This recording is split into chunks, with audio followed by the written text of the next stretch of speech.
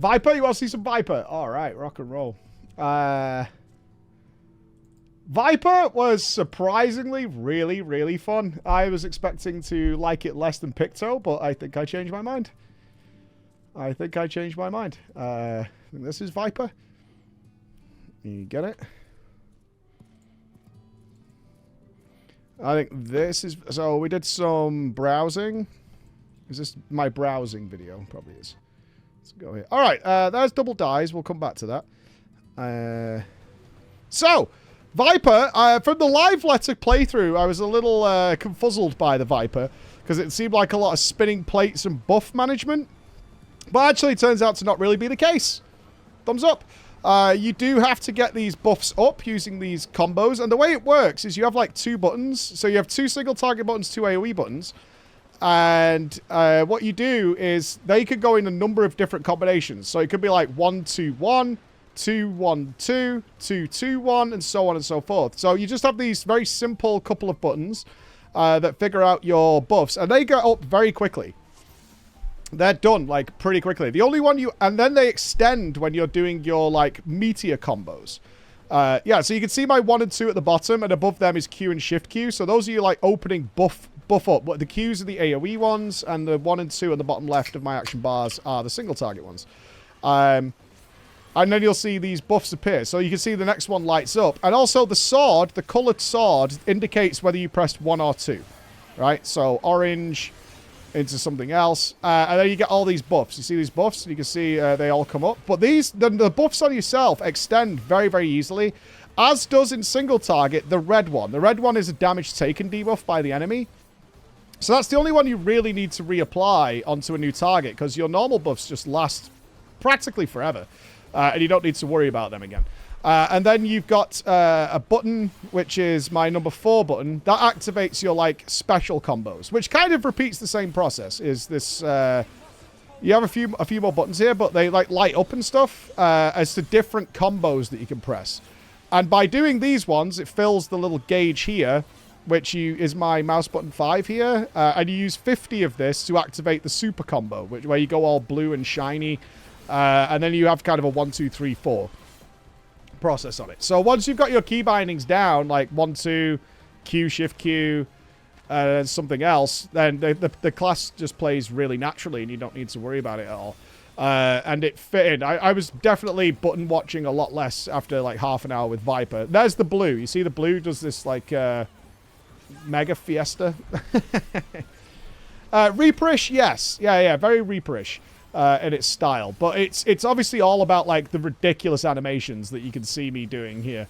You're very swoosh swoosh combat, fizzy fizzy, blah blah blah blah blah blah. It plays nice and fast, not overly complex. I could have done my bindings better. I was kind of fitting them into my Pictomancer action bar, but it's yeah, it's very fun. It's very fun. All makes sense. It's simplistic in a way. You've got these couple of combos, and once your muscle memory in your hand sort of gets used to going like 1-1-2, 2-1-2, 2-1-1, or whatever, then it's all very natural to do it, and it all fits. And then you can bank up and activate this pre-pull, so you're still within the the big window that everyone's got to follow. I did want to ask about the 2-minute window, but it's not super relevant. I think we did another dungeon with Viper. Yeah, we did. Let's get to the last boss, the longer boss. That'll make more sense, I think. It's marketed as fast-paced job. Still has a 2.5-second cooldown. Well, you have fillers that go with it. And a lot of it is... It didn't feel slow at all. You see, you got like the instant cast, like my M4 just popped up there. I don't know the names of the spells, honestly. It might be on my notes here. And not that it matters. A lot of them have like ridiculous names, like... Certain weapon skills will get Rattling Coil, which is my number 3. You get that as like a bonus attack after you do a combo. Indicated by Viper Sight, Rattling Coils can be spent to execute Uncoiled Fury. There's like all types of different names, right? And then you get the Serpent's Eye Gauge, which shows Reawaken, Anguine Tributes, and things like that. I was like, buffs. You mean buffs, you know what I mean? Yeah, exactly. It was like, So it's 1, 2, 2, 1, 2-1, you know, exactly like that. Right? It's press the combos and things happen. Basically, keep up your damage taken debuff, the red one, and you can see here I'm not even having to reapply the self buffs; they're just happening naturally through normal play. But one thing that was cool is the damage taken buff kind of stays up naturally as well. You don't need to worry about that on a single target like on a boss. That doesn't particularly matter. Your combos naturally extend it. They do have positionals, and they have the Reaper thing where you can cancel positionals for a temporary period of time. So you can do that as well. But yeah, you can see I am nudging behind the boss for positional reasons. You can see I'm constantly sort of getting behind. But I'm used to that from World of Warcraft. You always want to be attacking from the rear. It's important to be in that gap. So it wasn't strange for me, and probably not strange for most people, is to get behind. We're going to greed out some damage here because I was kind of comfortable on this fight. I think I might even die here. I was kind of comfy. Little comfy on this one. I was getting more comfy with this fight. Like I said, this fight was eradicating people at the media tour. Used to it now. That one resolves first, then this one resolves, and then we can get back to it. Yeah, it's a melee thing. So same sort of deal. Get right in that rear hole and do damage. But the surprising thing for me on this is how natural it felt to play. Because it feels like on the paper, it's very complex and sort of tricky, and it will have that extra bit you need to learn. But in practicality, you can pick this up very, very quickly. Certainly if you've played a lot of melee in 14, you'll be fine. You'll be absolutely fine. And I felt very at home with this one after an hour's play or something. I didn't find, which is probably just something that was sort of a newbie response, is how important it was to like join the swords together and stuff. It just happens sort of naturally through your gameplay. It does have positionals, yeah. You want to be attacking from the rear. You certainly do. You do want to be doing that. The Picto spells are nutty, yeah. And it's got a little ranged filler spell should you end up, you know, should you end up, you know, having to stand at range. You have got a little bit of a ranged attack that you can throw in every now and again. Do this one, resolve the second one, nice and easy, and then back in. But Viper was surprisingly... I might play Viper. Like, Viper I really liked. Short-term group damage buffs. Good question. I'm not sure. The big cooldown was your personal one that made you all blue and shiny.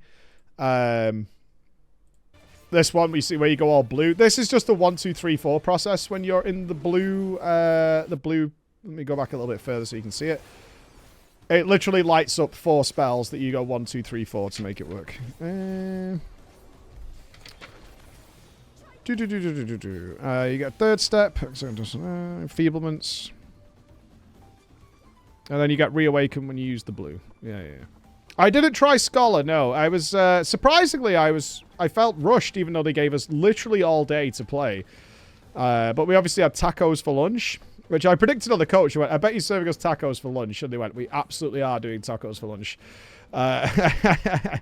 We're absolutely doing tacos for lunch for the Dawntrail media tour. So we got tacos. And obviously I was doing conversations with the team about the interview and how we were going to set it up. You know, things like that. And catching up with friends as well.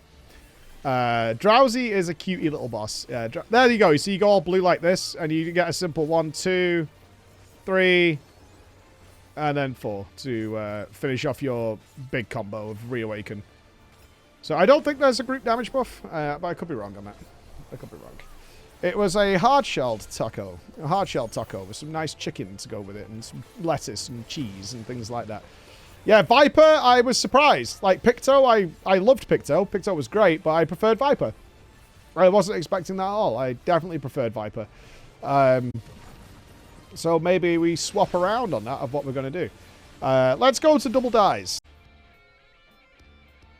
But, yes, so the build they gave us, we were playing from Germany, but because of the Ukraine-Russia conflict, they couldn't route us to the Japanese servers to easterly. They had to go west. So we're playing through America to Japan. Okay, so there's a lot of lag, which is very noticeable if you're playing like a fast-paced melee character. It's very noticeable. So you'll see like weird stuff like spell cancellations going on and stuff like that. It's fine. I mean, it was the best they could do. It wasn't a big issue by any means. It wasn't a big issue, so nothing to be concerned about. But just take note if you see like weird spell cancellations and stuff of what's going on. So this is me just goofing around with Picto, getting used to it.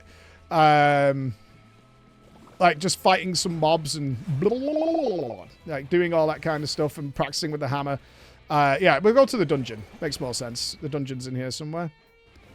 Here it is. So, yeah, I want to be clear for anybody who's worried about spoilers.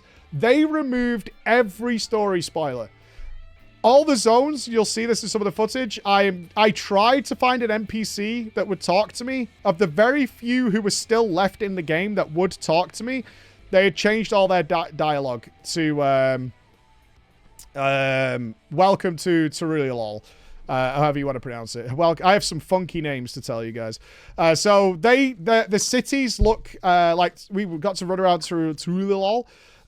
They removed nearly every NPC. There was like 7 or something in the whole city, and out in the Outer Worlds, there was barely anything. That was by design. They didn't want us to spoil the story or be spoiled of what the story is going to be. So I believe this dungeon...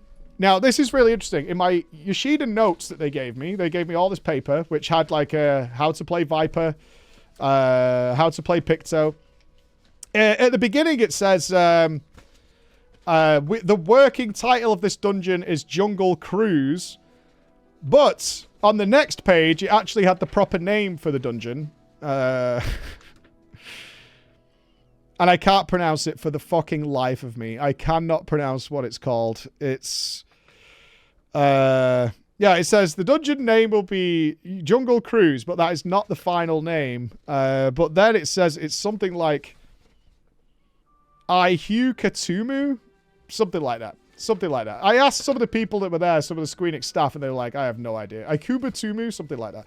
But I'm pretty sure this is the very first thing you'll do in Dawntrail. The very first thing you'll do in Dawntrail, because it's literally like arriving at the new adventure, right? So I am pretty sure we're all aware we are going there. So it's not a spoiler in that regard of what's going on.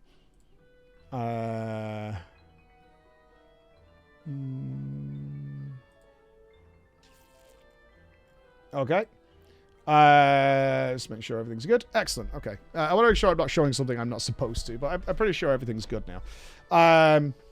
Yeah, like the Starblood Boat Dungeon, it's just the introductory zone, but it's a good way of showing off Pictomancer. Ads are on a time, not on an amount of them. They have them for a certain amount of time. So it's the amount of them is somewhat irrelevant to the time. Twitch forces us to play them. I'm sorry, but it is the nature of the beast. Twitch is very much a game. I'll wait until this ad finishes. Okay, ads are off. Yeah, sorry. Twitch makes us play the ads. We played them before the announcement, but they do make us play the ads. It's part of the deal of being on Twitch. Sorry, guys. It is only a minute and a half. The amount is different versus the time. I'm sorry. It's the nature of the beast. Twitch does force the ads. It's nothing I can do to get around it. Okay. So, Picto. Picto is very, very fun, actually. Surprisingly fun. Obviously, it's graphically crazy. Right? As to how it works. Subs get rid of ads, but that's not what I'm asking. So the general basic idea here with this, as you could probably imagine, you've seen on the live letter, is that you paint an animal, a weapon, and a landscape onto your canvas. These are your big, heavy-hitting stuff, and then you have spells that render them into the real world, and then you can utilize their actions. So it's a 3-step process, right? Draw them, render them, use them. Draw them, render them, use them. Draw them, render them, use them. That's what you do. And then you fill with the palette thing. I get better at playing this. This is probably like 40 minutes after I've turned it on. So we'll get better with it. But then so I've drawn the hammer, right? I've rendered the hammer. And now I can smash with hammer. Bonk, bonk, bonk, and then mega bonk. Mega bonk, bonk. So you get to do bonk, bonk, mega bonk. And now what you want to do is redraw things. So you can see I'm casting the Batwing, and that then goes on the canvas, and then I can render that. I'll have to redraw my hammer soon. So The only thing that I was a little like, which probably isn't a big deal to most FF14 players, I don't think, is, and they're obviously very aware of this, drawing the actual images takes quite a long time. It's 4 seconds a cast, right? And there's 3 of them. So that's like 12 seconds. You can swift cast them, but during longer fights, it is noticeable that you have to do this relatively long cast. It was like 3.8 seconds in the gear that I had to draw them. Now, it's obviously for balancing issues because these spells hit very, very hard. And again, you can swift cast like one of them.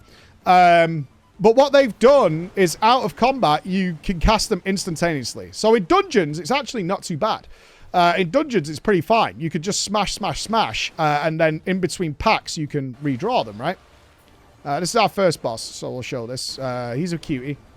Yeah, you do notice it in the longer fights, but it kind of comes down to, like, being aware of your position and being able to do things.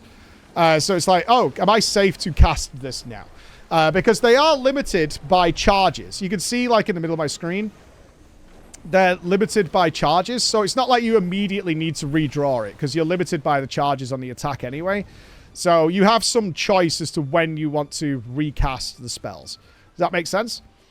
So it's cool. But yeah, there's a lot of potential optimization with the Picto, and it does hit very, very hard. Like, you'll see it because obviously this is the duty finder with the NPCs. We could play together, but everybody was doing things at different paces, so it made sense to not do that. At least for the, like, I was like, again, this is like 40 minutes after I got there, pretty much. So it made sense not to do that. So speed gear, potentially. Again, you're limited by charges, so it's entirely your choice as to how you want to utilize these. But that's just the one thing that I mean, muscle memory-wise, it came very clearly, because you'll notice my key bindings there. Like, for the hammer, draw the hammer was 4 for me, render the hammer was shift 4, and attack with the hammer was alt 4. So I made 4, like, my hammer finger. If I'm going to do something with a hammer, it's all 4. And if I'm going to do something with the animal figure, it's 3, shift 3, alt 3. And so on and so forth. So it flowed up. I would have liked a little bit of condensedness on the spells, because obviously in Dawntrail, they're condensing a bunch of people's button bloat. But it's difficult for them when I spoke to them about it, because they do want stage 2 of the process to be limited. So you can't just spam like the hammer, otherwise they'd have to nerf the damage in some way. And they don't want that. So it's like draw, and then the charge system, and then the actual attack with the system. I kind of felt like the charge system could change to attacks, because you can't redraw it or whatever while it's got charges. That doesn't work. The boss is in here. Okay, so obviously we're going to get hit. This is the first time I see the dungeon. It is what it is. We're even going to wipe on the last boss. The last boss was really tough. A lot of people struggled with the last boss. Like, I wiped to it once. Scripe wiped to it once. I died a couple of times even later on doing it. It's got some overlapping mechanics that resolve at different times. But it's a nice introduction. So simple stuff. Get out of the way. Going on there.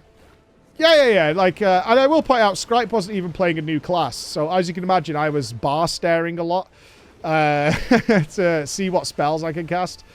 You do have the movement spell, so you have some bombs that are dropping and move into the safe area. Obviously, it's duty finder, so you could just go and stand with the NPCs and you'd be totally fine to deal with this. But cool boss, nonetheless.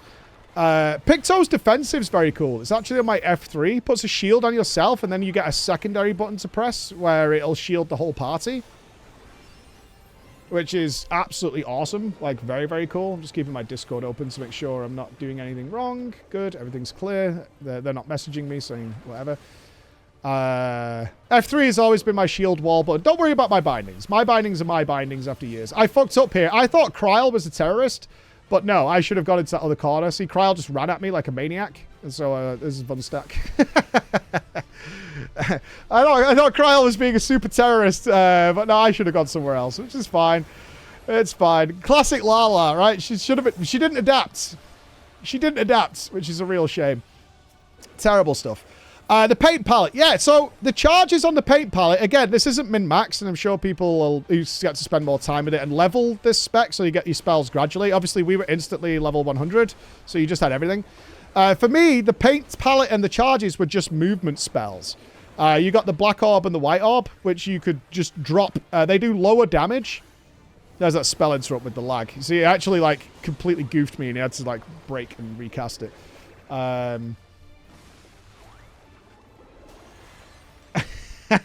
Thanks, Jay. Thank you. But pretty cool. Well, gives you a 200 MS life. I'm not sure what our MS was. I didn't check, but I did finish up with 3 Vuln stacks. But first boss fight is what it is. Let's move on in the dungeon. We are going to kill it. It's fine. Yeah, we're farming. We'll get lots of Vuln stacks in this run. There is a little micro spoiler here, but not really if you've played the end of Endwalker. We are going to bump into... Give people a second in case they really don't want to hear anything. 3, 2, 1. Yeah, the screen is offset. I don't know why. Is what is.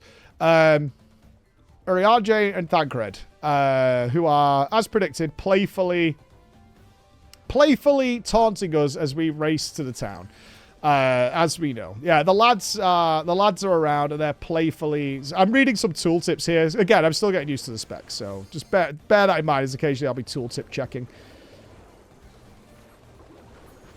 Yeah, I liked some of these mobs in here. Like, you can't really chain pull in this dungeon, which is interesting. You can't really chain pull because the ads don't spawn, but I think that's... it's fine because there isn't that much trash in the dungeon either. Like, it follows the exact formula of every FF14 dungeon. So, since Stormblood anyway, right? It follows the exact same formula, 3 slightly different landscapes. So you can see here, look, it's instant cast. So in combat, that's 12 seconds worth of casts. There you go. See Thancred and Urianger. And they're trolling us. They're going to block it up. There you go. Apologies, friends. It seems you'll be taking the long way around. Rude, right? Rude, but it's playful. They're being playful about what's going on. They're being playful. I know, rude, right? Absolutely rude and terrible. Like, absolutely awful stuff. So, yeah, this was cool. These were like blobs of paint. Almost crushed me to death. Yeah, a little bit. Yeah, turn into that. A little healthy rivalry, yeah, because we're going to the games, aren't we? We're going to the games to choose the new leader and to be a part of it. And it's all fun and all that kind of stuff. Yeah, the lighting's beautiful. We didn't have... we didn't have the actual latest graphical update. That was being added, because obviously we were there before like the new benchmark and stuff was done. We were playing a build before the latest update, but it still was beautiful. It still was absolutely beautiful. So, no complaints. No complaints. I liked this spell. It didn't proc enough. The Rainbow Road spell. Yeah. It's a great introductory dungeon. It's a really great... Actually, the bitrate, not too bad. I explored the zones. We'll see that shortly. Obviously, I want to show up a bit of the first dungeon for people. It's beautiful. It's like playing Super Mario. Like, with all the animations and the sound effects and stuff. Yeah, they're gorgeous, right? Like, everything the Picto done, you can see I'm getting more comfortable with it while I'm still, like, reading tooltips. I'm getting more comfortable with the rotation. Is there an AoE alternative to the big hammer? Yes. So my second row is AoE, right? So I always go Q with my AoE. So you can see I've got Q and Shift Q. That's basically the paint spells, you know, the cyans and things, but in the AoE version. But you have things like Rainbow Road, which do AoE. The hammer does AoE.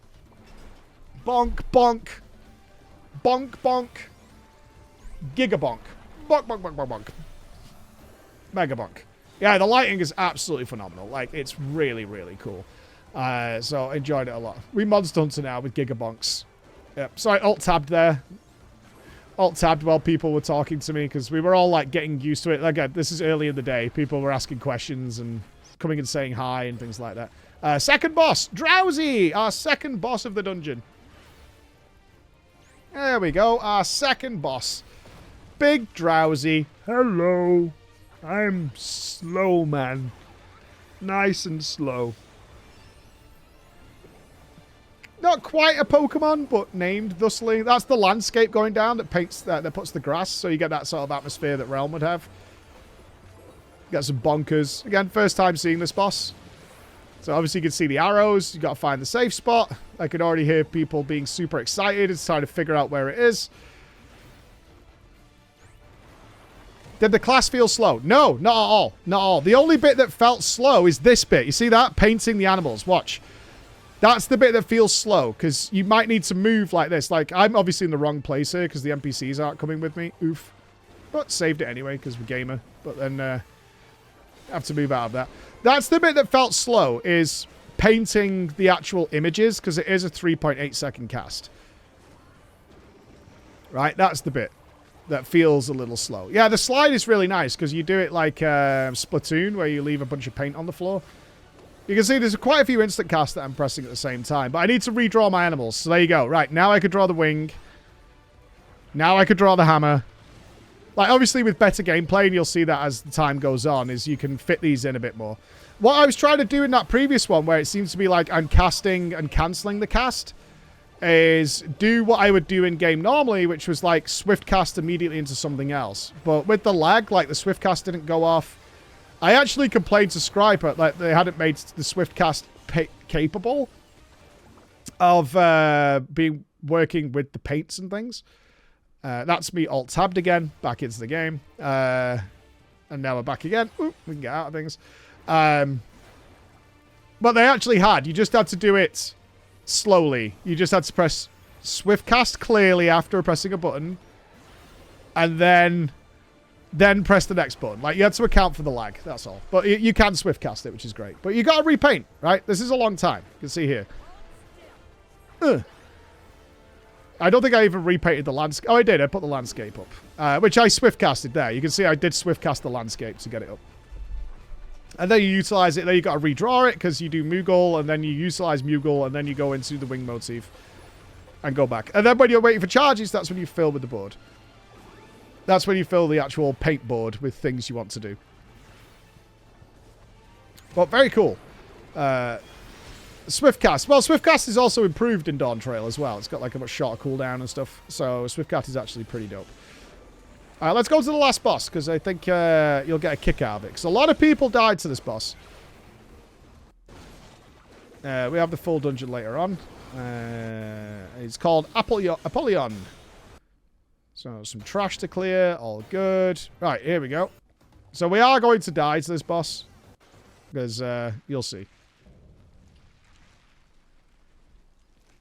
I don't know if Scripe got time to play a lot of things. Scripe was initially playing characters he was familiar with. Or jobs he was familiar with.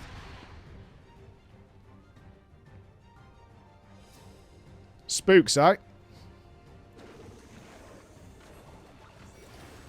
Yeah, FF9 enemies. That reference coming back. I didn't precast my abilities like a noob face. That's okay, because we've got to get into the bonking. Big bonkers.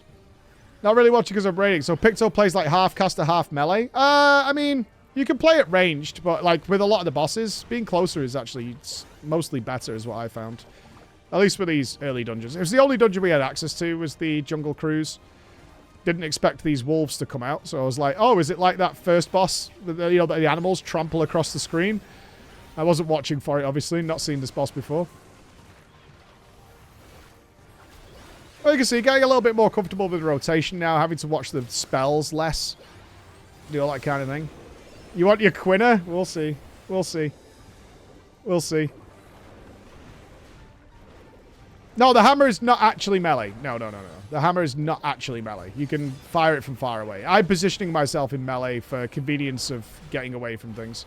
See, this was a bad place to be. This wall trolled me. I thought there was a gap there. There is no gap there. Don't go there. That wall's no good for you. Stay away from wall. It felt like a little gap. But obviously, if you're on Duty Finder, this is the one that trolled a lot of people. As to where to go. But obviously, it's like it attacks the first one, and then the second one's going to go off. And then you have this spread mechanic here. Mediator info's just coming out. You're all good. You're all good. It's happening now.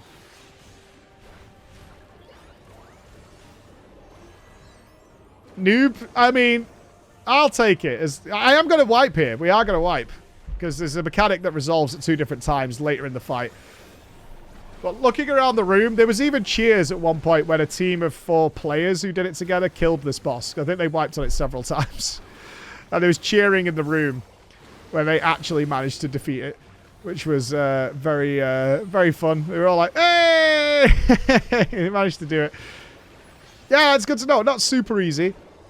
I mean, obviously, I killed it. I did this dungeon maybe 4 or 5 times through the day. Once you've got used to it, you're totally fine. Yeah, it's not like too hard or anything like that. It's totally fine. Once you get used to it, you're absolutely fine. Oh, there's that spell interruption again. Ugh. Awful. And I gotta wait. Now I can cast the hammer. Alright. But I've got no charges now, you see. We're utilizing our spells better, so now we're going to use the colours and paint and things like that. This is the one that's tricky. So this thing floats around, and you can see it's got arrows coming out of it, and it also pairs up with the boss frontal. So you really need to be out of the way of that floating star thing first, and then the frontal will resolve after. And then you need to spread for this. Where are we going to die? Okay? So let's go forwards. As I say, we did die a couple of times to this. Yeah, it's cool. So you just have to know which one resolves first. Now, importantly, we'll talk about this in a second, and it's a big part of what me and Yoshi P talked about. This does not represent their new philosophy going into Dawntrail of mechanics they're not sure people will like. Which I was super excited to get his thoughts on that. So yeah, you're trying to dodge this, but we're in kind of a weird spot. We're not just mindlessly following the duty people, which we should have. I'm going to slide over. So you see this resolves second. So you want to move out of that, then this resolves. Yeah, so this is the big thing I want to talk about next before we get to Viper, is they're changing their philosophy on raids and things. And I was super interested in that, as to whether creativity has been stifled internally for a little while, and now they're kind of opening the floodgates as to what can happen. Yeah, that's right, Kral. You come and stand with me. I'm in the safe spot. You're good. No, I saw no... we'll get to that in a second, Pen Baron, because about the game being harder, because it is a big part of what we talked about. Let's go here. Savage version of Tornado. Yeah. Mechanics you've seen before. But then it's like, it does like that one overlap, and the rest of the fight is kind of free. If once you get that first overlap, that the tornado thing will resolve first, and then you can do whatever, you kind of get used to what the hell is going on. So it's tornado first, then it's frontal cleave, and then it's tornado next. Where the fuck am I going? I have no idea. And they're going to run to me anyway. Like, the NPCs just ran away from it, so I came back to them there. So, again, tornado first, then spread for this. Once you get that rhythm, you're fine. How did that hit me? Massive lag. Like I said, we had quite a lot of lag in the gameplay, so it is.